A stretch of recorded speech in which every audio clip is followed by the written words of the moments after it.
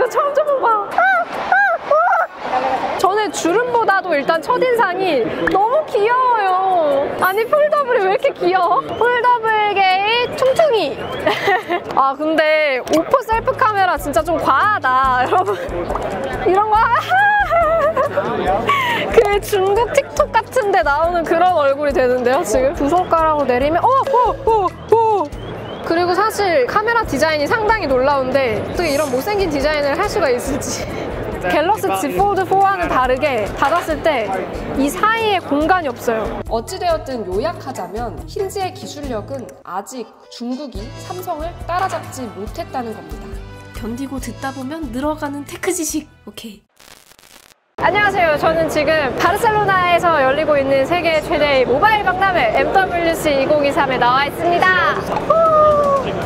땡큐 오케이. 사실 이런 세계적인 박람회에 오면 평소에 못 보던 걸 보고 가야 되잖아요.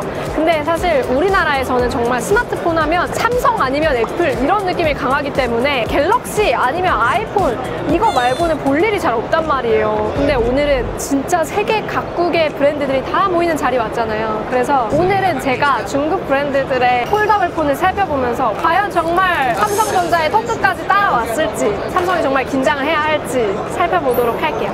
자 여러분, 일단 첫 번째로 제가 가장 궁금했던 폴더블 폰 중에 하나인 화웨이 메이트 XS2를 보러 왔습니다. 일단은 그냥 첫인상으로 딱 봤을 때 가장 먼저 눈에 띄는 건 주름이에요. 진짜 주름이 아예 안 보여요. 보세요.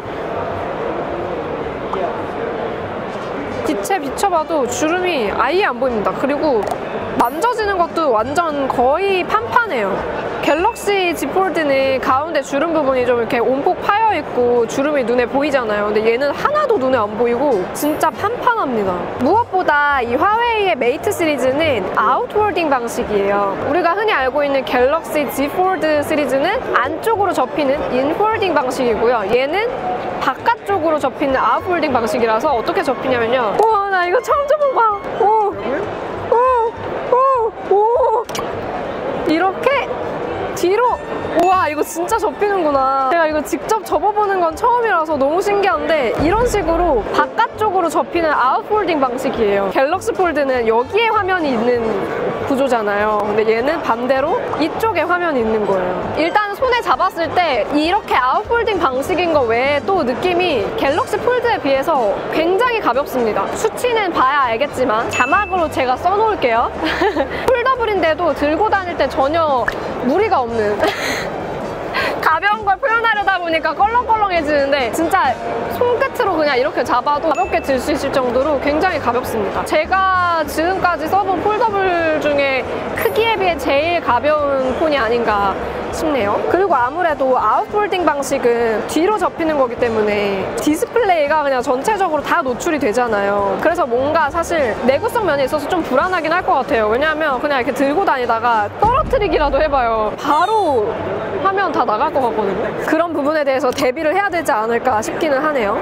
손에 잡았을 때는 갤럭시 S23 울트라 정도 되는 그런 크기거든요. 그래서 접어서 사용할 때도 뭔가 플래그십 스마트폰 중에서도 크기가 좀 있는 제품을 사용하는 느낌이 들고요. 저는 이 제품 쓰기가 좀 까다롭겠다라는 생각이 드는 게 내구성 면에서 불안한 것도 있지만 일단은 지문이 엄청 잘 묻고 엄청 잘 보여요. 디스플레이에는 어쩔 수 없이 지문이 남는데 폴더블 디스플레이 같은 경우에는 지문 방지용 필름을 붙이기에도 상당히 애매하거든요. 이걸 또 여러 번 접었다 폈다 하다 보면 들뜸이 생길 수도 있고 그렇기 때문에 사용하다 보면 불만스럽지 않을까라는 생각이 듭니다. 접어놓은 상태에서 오른쪽 측면을 보시면 전원 버튼 겸 지문 인식 버튼이 들어가 있고요. 그리고 볼륨 조절 버튼이 들어가 있습니다.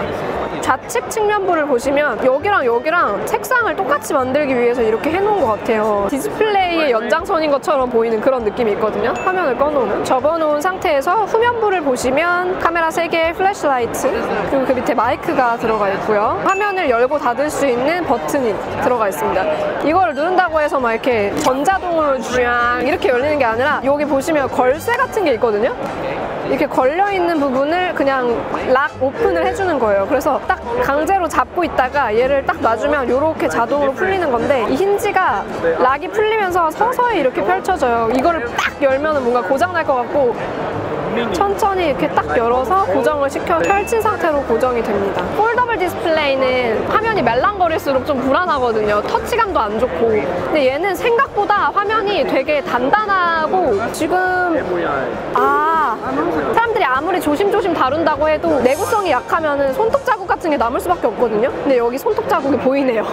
그리고 전면 카메라는 우측 상단에 이렇게 조그맣게 펀치홀 카메라로 들어가 있어요. 갤럭시 폴드 같은 경우에는 우측 화면의 중앙부에 들어가 있는데 얘는 우측 상단의 구석에 짱 박혀 있습니다. 또 새로운 부분이 폴드는 이렇게 닫을 때 가장자리 부분에 충격이 오기 때문에 여기 다 이렇게 턱이 올라와 있거든요. 근데 얘는 그런 게 전혀 없이 그냥 베젤로만 되어 있죠. 이런 것도 좀 특징적이고, 위아래를 보시면 스피커가 들어가 있고 마이크, 유심을 넣을 수 있는 슬롯이 들어가 있는데 정말 그냥 장난감같이 이렇게 얇은데 다 들어가 있어요. 들어갈 것들은. 그리고 위쪽에도 보시면 스피커랑 마이크가 들어가 있는데 이 스피커 위치도 굉장히 중요하거든요. 아래쪽에만 스피커가 들어가 있으면 접은 상태에서 뭐 영상을 본다거나 했을 때 한쪽 방향으로만 소리가 나올 수가 있는데 얘는 듀얼 스테레오 스피커이기 때문에 위아래로 다 스피커가 나와서 영상을 가로로 보든 세로로 보든 스테레오 스피커로 사용을 하실 수가 있어요. 카메라도 한번 켜볼까요? 전면 카메라로 지금 찍어보고 있는데 나쁘지 않은데요? 나쁘지 않지 않은 게 아니었네. 조금 이제 뿌옇게 나오긴 하네요. 근데 진짜 확실히 무게가 가벼워서 그런지 얇은 화면으로 메시지를 주고받든 뭐 영상을 보든 게임을 하든 간에 그냥 편하게 쓸 수 있을 것 같아요. 지금 약간 어떤 느낌이냐면 아이패드 미니 같은 경우에도 크기는 비슷하지만 무게가 얘보다 조금 더 나가거든요. 그래서 좀 묵직한 느낌이 있는데 얘는 진짜 가벼워서 그냥 뭔가 전자책? 메모패드 같은 거 있잖아요. 전자 메모패드 그런 거 들고 있는 듯한 느낌이에요. 디스플레이는 7.8인치 크기고요. 해상도는 2200에 2480 픽셀입니다.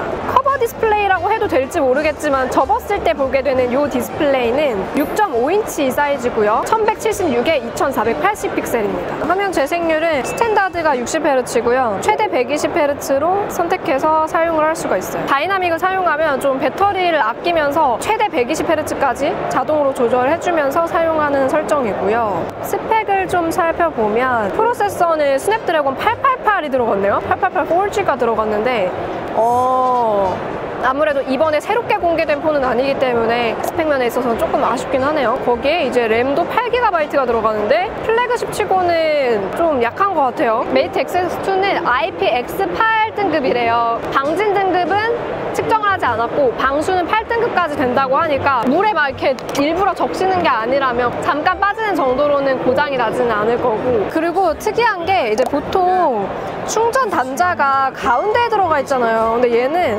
이 얇게 만드느라고 여기에는 이런 모듈을 넣을 수가 없었나 봐요. 충전 단자 같은 거를. 그래서 여기 보시면 여기에 이렇게 충전 단자가 들어가 있어요. 카메라 있는 부분 있죠. 여기에 모든 걸 다 몰빵을 했네요. 그리고 이거 답답해. 지금 몇 번 열었다 닫았다 하다 보니까 펼칠 때 조심스럽게 펼쳐야 되거든요. 딱 하면은 또 어떻게 될지 모르니까 탁 열고 탁 닫고 이게 이제 익숙하잖아요. 폴드도 딱 열고 탁 닫고. 근데 얘는 그렇게 못하고 눌러서 천천히 열어주고 닫을 때도 이렇게 뭔가 힘을 줘서 닫아야 되고 이런 것 때문에 조금 사용하는데 답답하긴 하네요. 그리고 보니까 색상 같은 경우는 접었을 때는 사실상 색을 볼 수 있는 게 없기 때문에 측면부만 이제 실버 혹은 블랙으로 나뉘는데, 다만 어떻게 보면은 갤럭시 폴드는 두 개의 다른 디스플레이를 연동시켜서 사용하는 거잖아요. 근데 얘는 이제 하나의 디스플레이를 펼쳤느냐 접었느냐에 따라서 이렇게 사용성이 달라지는 거라서 그런 점에서 좀 무게를 절감할 수 있지 않았나 싶어요. 생각보다 깔끔하고 가볍다는 느낌이 드는 폴더블 폰이었던 것 같아요. 첫 번째 폴더블을 살펴봤는데 갤럭시 폴드랑은 또 다른 매력이 있어서 재밌었어요. 다음 제품도 한번 살펴보러 가볼게요. 여러분, 이번에 보여드릴 핸드폰은 오포의 폴더블 폰인데요. 제가 생각했을 때 플립을 제외한 현존하는 폴더블 폰 중에 제일 귀엽게 생긴 폰이 아닐까 싶어요. 이 제품이 워낙 이제 주름이 안 보이기로 유명해가지고 저도 궁금해서 보러 왔는데 저는 주름보다도 일단 첫인상이 너무 귀여워요. 아니, 폴더블이 왜 이렇게 귀여워? 진짜 생긴 게 너무 동글동글하고 귀엽지 않나요? 이렇게 가로로 펼칠 수 있는 형태인데요. 뭔가 책을 펼치는 미니북 같은 걸 펼치는 듯한 그런 느낌이 들고요. 사실 오포 파인드 N2 하면은 주름이 안 보인다고 그렇게 유명해가지고 저도 너무너무 기대를 하고 왔는데 CC. 오히려 앞서 보여드린 화웨이 제품이 진짜 주름이 안 보이고 얘는 그냥 이렇게 보면 주름이 보이죠?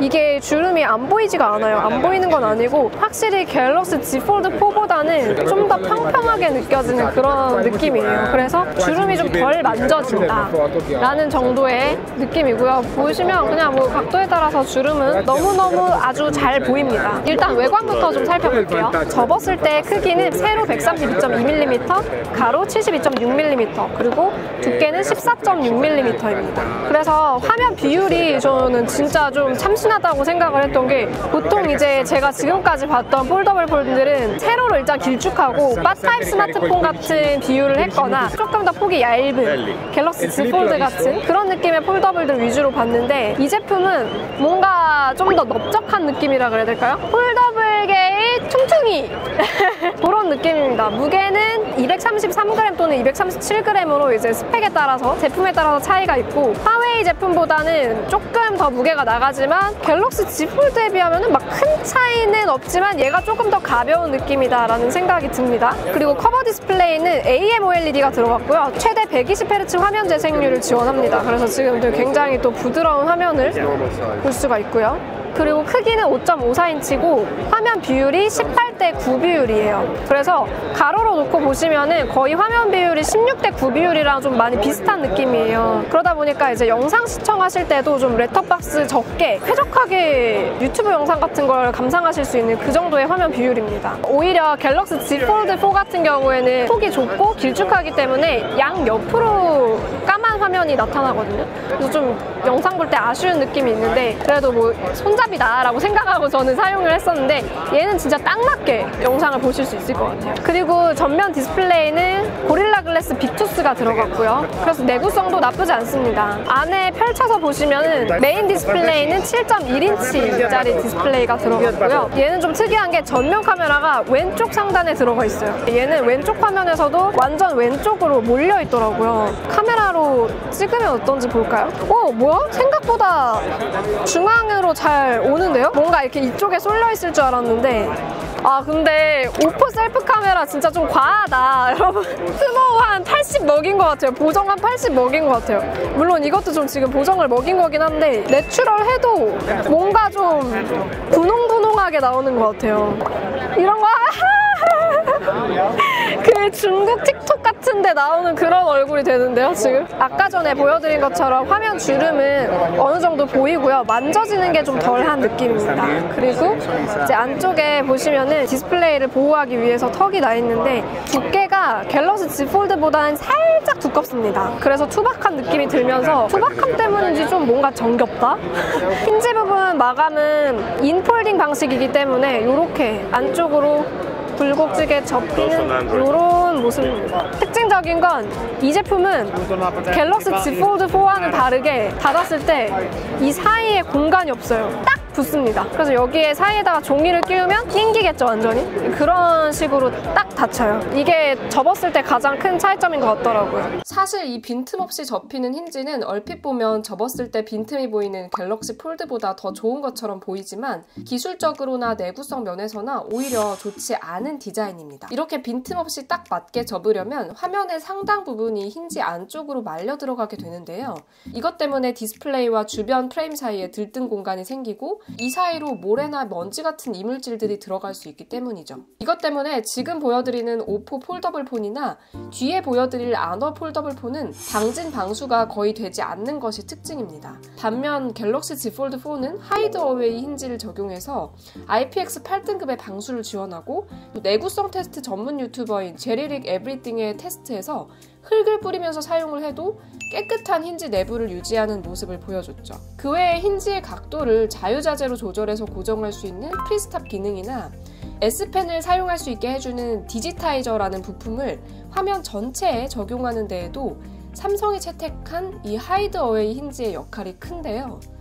어찌되었든 요약하자면 힌지의 기술력은 아직 중국이 삼성을 따라잡지 못했다는 겁니다. 이제 외관적으로 봤을 때는 진짜 그냥 이런 힌지의 모습, 여기 그냥 삼성 로고만 들어가면 완전 옆면은 갤럭시 Z 폴드처럼 보일 수도 있을 것 같거든요. 제가 지금 들고 있는 제품은 화이트 색상인데 무광으로 돼 있고 살짝 펄이 들어가 있어서 생각보다 굉장히 예쁩니다. 그리고 여기 카메라 부분에도 뭔가 이렇게 반짝이가 들어가 있어요. 중국 폰들의 특징인 것 같은데 이런 포인트에 되게 화려한 뭔가를 넣어주는 것 같더라고요. 제 감성에서는 조금 촌스러워 보이는 그런 효과를 가져오지 않았나라는 생각도 들어요. 전면 카메라는 두 개가 있죠. 이쪽에 있는 카메라, 커버 디스플레이에 있는 카메라 이렇게 두 개가 있는데 둘 다 3200만 화소를 지원하고요. 후면 카메라는 이렇게 세 개가 들어가 있는데 각각 5000만 화소, 4800만 화소, 3200만 화소입니다. 얘는 근데 특이한 게 하셀블러드 렌즈가 적용됐다는 걸 이렇게 로고로 보여주는 것 같은데 카메라 좋아하시는 분들은 오? 하셀블러드가 들어간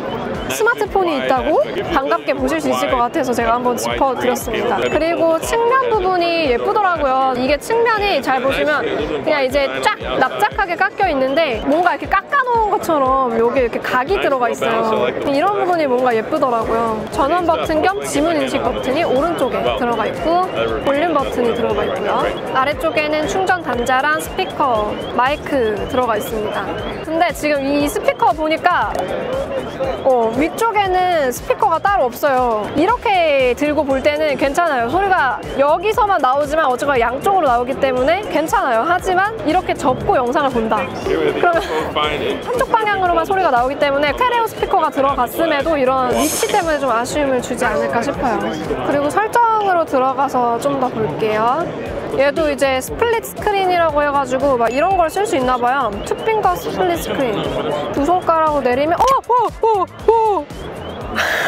이게 뭔가 손가락으로 가르듯이 이렇게 딱 하면 싹 갈라지면서 다른 앱을 하나 선택을 하면 일종의 스플릿 뷰 이런 거를 얘도 쓸 수가 있나 봐요. 폴드에도 이런 기능이 있거든요. 최근 사용한 앱에서 이렇게 선택을 해서 다른 앱을 선택하면 또 이렇게도 쓸 수가 있고 이게 진짜 스마트폰 UI 같은 것들은 쓸만한 거, 편한 거, 좋은 것들은 서로서로 다 닮아가는 것 같아요. 삼성이랑 애플만 닮아가는 게 아니라 진짜 중국 폰들도 확실히 한국 폰을 닮아가고 있는 게 보이네요. 그리고 제품 정보를 좀 더 살펴보면 얘는 스냅드래곤 8 제너레이션 1이 들어갔네요.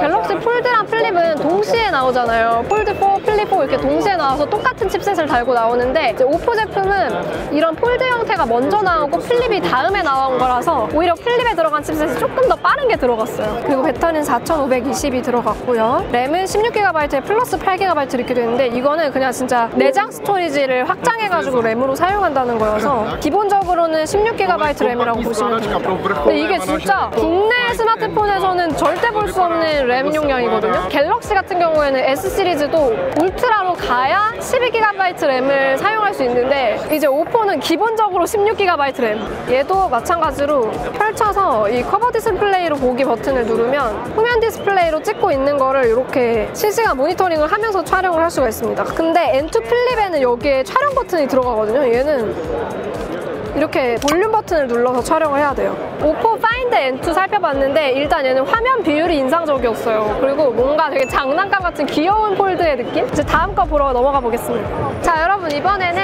아너라는 중국 브랜드의 폴더블 스마트폰을 보러 왔는데요. 일단 제품명은 아너 매직 VS입니다. 여기 보시면은 두 가지 색상이 나와 있는데요. 하나는 블랙이고 하나는 굉장히 독특한 이걸 무슨 색이라 하죠? 좀 탁한 청록색 이런 느낌인데 계속 중국 폰들을 보다 보니까 확실히 중국 폰들이 조금 이렇게 번쩍번쩍 이런 광이 나는 걸 좀 좋아하는 것 같아요. 이런 디자인이 들어가 있는데 지금까지 본 것들 중에서는 제일 갤럭시 Z 폴드 4랑 좀 유사한 생김새를 가지고 있는 것 같아요. 닫았을 때 딱 이런 사이즈고요. 갤럭시 Z 폴드 4에서 살짝 옆으로 더 뚱뚱한 크기인 것 같아요. 전면에 펀치홀 카메라도 이렇게 상단 중앙에 들어가 있는 점도 갤럭시 Z 폴드랑 굉장히 비슷하고요.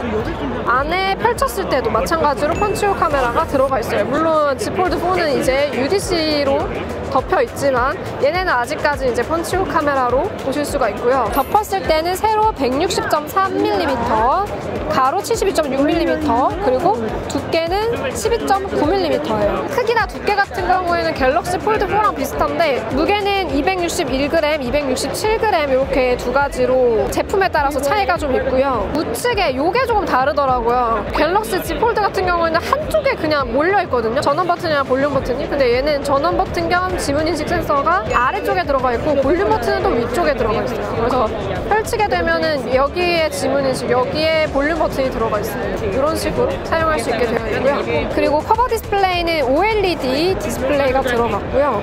최대 120Hz 화면 주사율을 지원합니다. 그래서 이제는 120Hz 화면 주사율은 다 기본적으로 들어가는 것 같아요. 그리고 얘는 되게 디스플레이 스펙이 괜찮더라고요. 6.45인치짜리 커버 디스플레이가 들어갔는데 해상도는 1080에 2560 픽셀이 들어갔고요. 430ppi를 지원하고요. 화면 밝기가 1200니트를 지원해요. 그래서 지금까지 봤던 폴더블 중에서는 좀 상당히 밝은 화면을 보여주고 있습니다. 신성 굉장히 좋아요. 그리고 일단 메인 디스플레이 만졌을 때 폴드4에 비해서는 말랑말랑하다. 그래서 폴드3 정도의 세대에 멈춰있는 듯한 그런 느낌을 받았습니다. 그리고 주름 같은 경우에는 불고기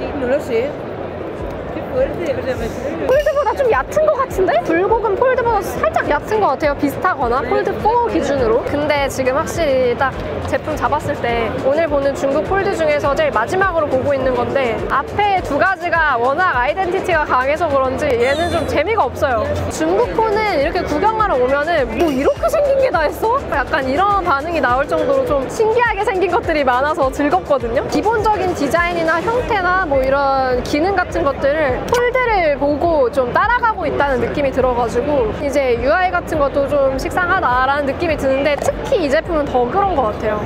지금 닫을 때 느낌은 되게 이렇게 청아 소리가 똑 나면서 닫히거든요. 이렇게? 요거는 만족스러워요. 잠깐만 머리카락!